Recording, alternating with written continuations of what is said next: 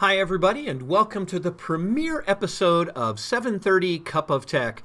I'm Jim Roberts. It's great having you here. Now, usually, all of you teachers are in the driver's seat. Let somebody else kind of take over the bus here for just a little while and give you just a little bit of a break. So sit back, enjoy that cup of coffee. In fact, I got to have one here. Oh, that'll get everything started. Enjoy that cup of coffee. Kind of enjoy letting someone else kind of present a little learning experience for you today.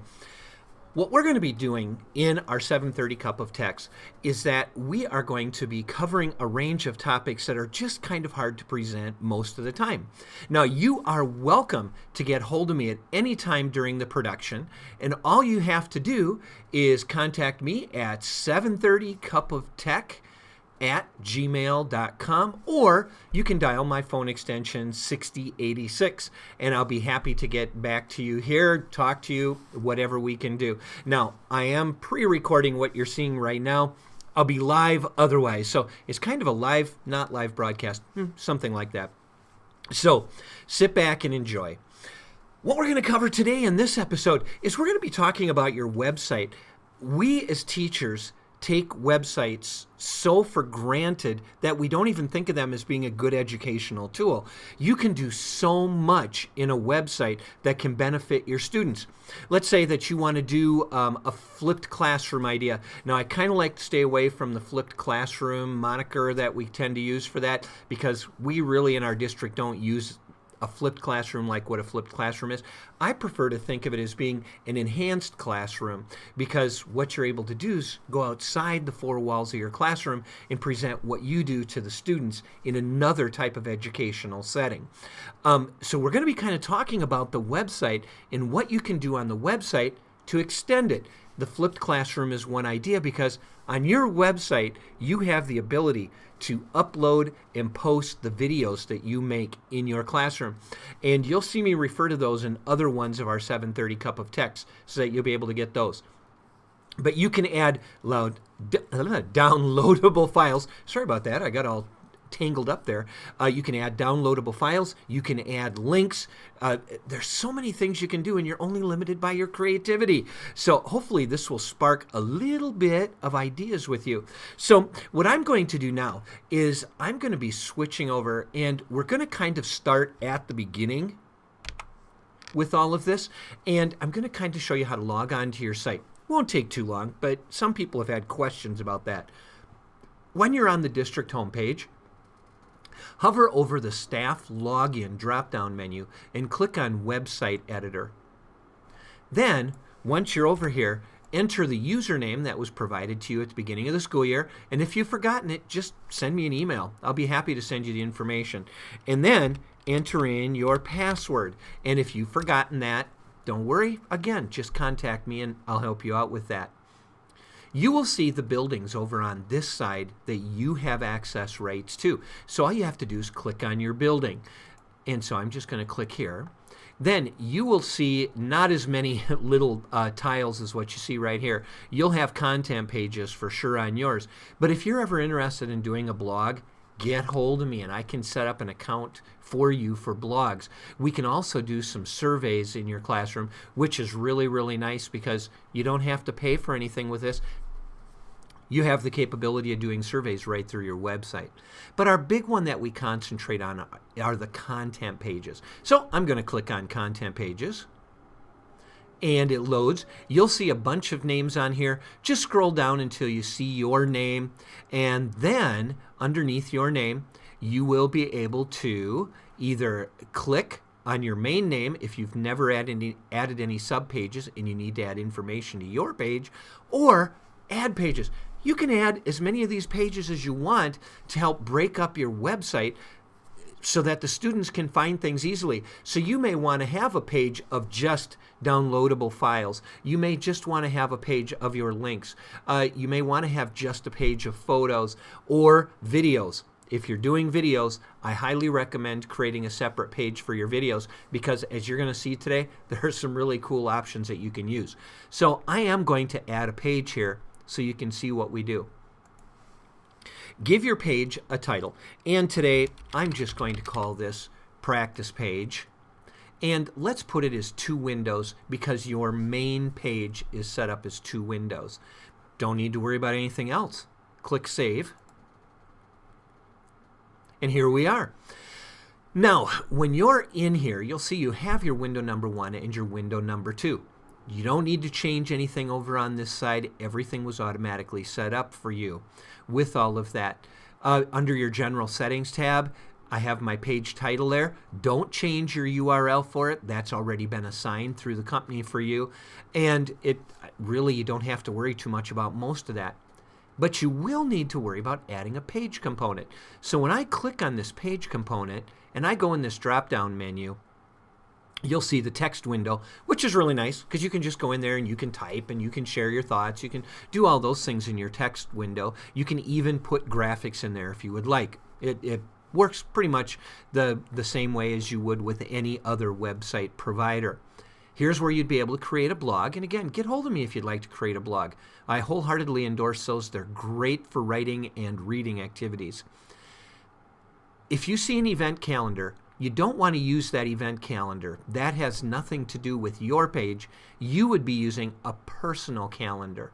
You can also have a photo gallery.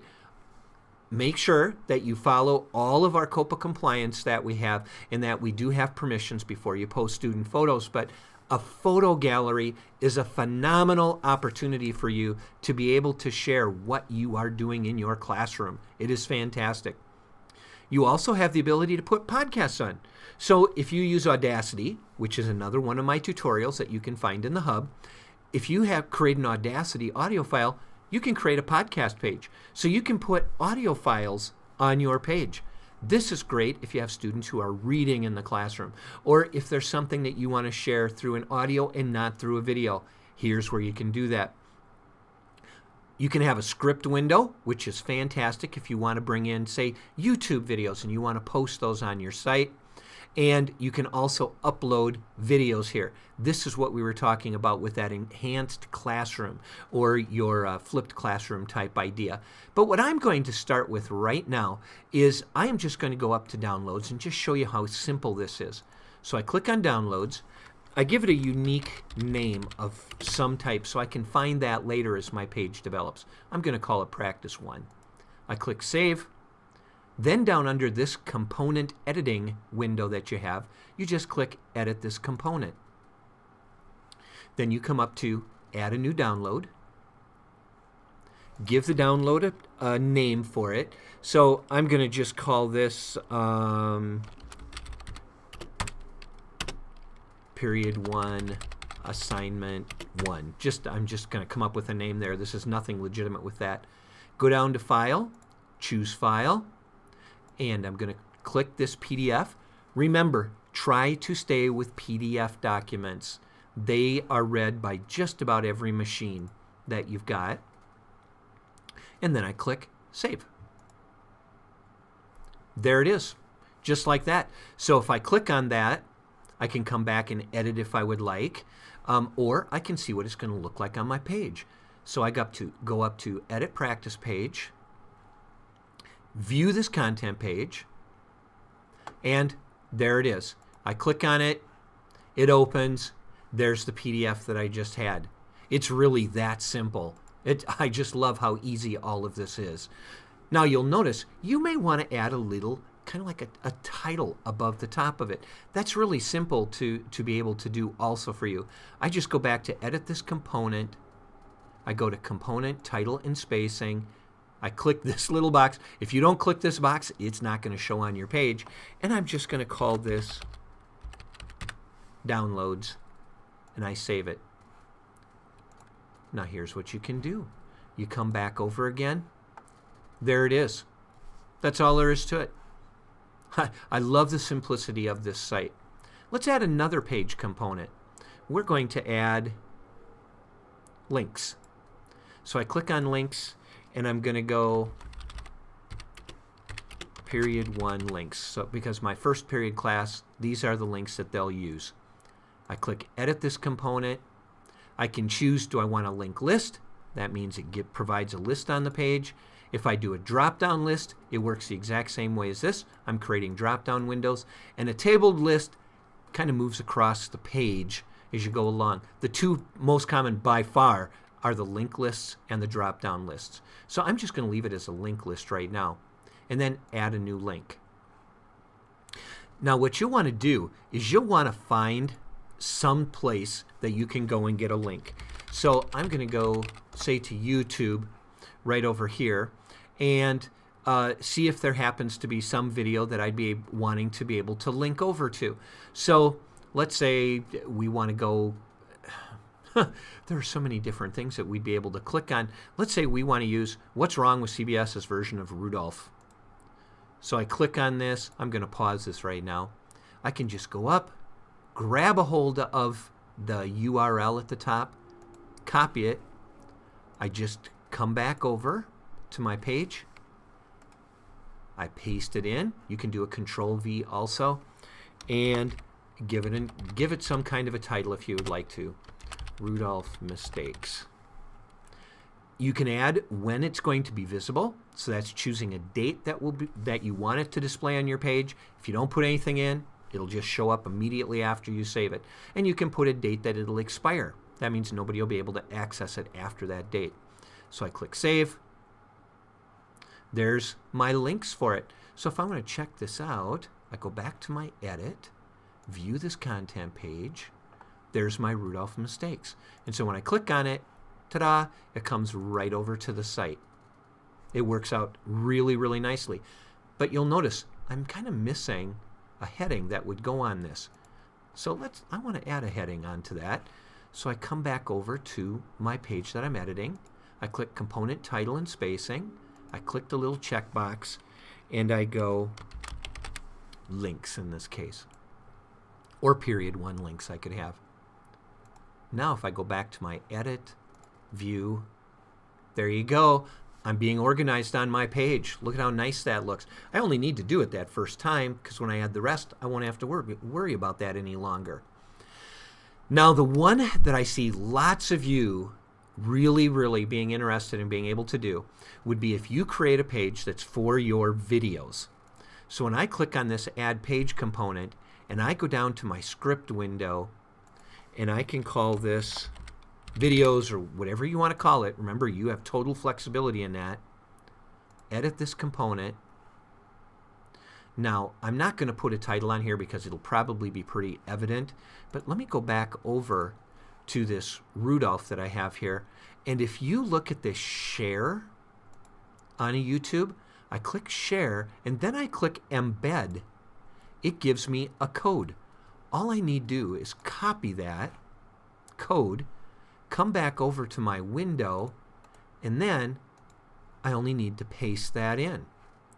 I click, and again, I can enter a date it'll be visible and a date it expires. That way you can work ahead of time and have it come up on the day that you're going to be doing your assignment. And I click Save. Come over to my Edit Practice page. View this content page. Are you ready for this? This is so cool. There it comes. My video is now embedded on my page, and now I can go in there. When I click play, it will play. Think how great this would be in your classroom when you're putting units together, and you can have all those linked over videos put on your page. Think what a time saver that's going to be for you. Fantastic. It's fantastic. If you don't want to keep something, you can delete that component. You can keep adding the components onto a page, or you can go over to another page and you can do some editing on that page if you would like. A lot of you will only need to have one window. You won't need to have 2 windows with this. It's just another great way that you're able to do things on your website. So you'll be able to have all of those. It's great. I love being able to use all this. I think it's a phenomenal addition to our district. Now, I'm going to come back over here, and hi again. And hopefully that gives you a little bit of an idea of what you can do on your website. You all have access to a personal website. If you don't, just get hold of myself or get a hold of Mary Ann Trum, and we'll be able to help you out. But that kind of is getting around in your website, the very first one of these, to be able to help you out. Hopefully it wasn't too horribly painful, and it may have given you some ideas that you can use in your classroom.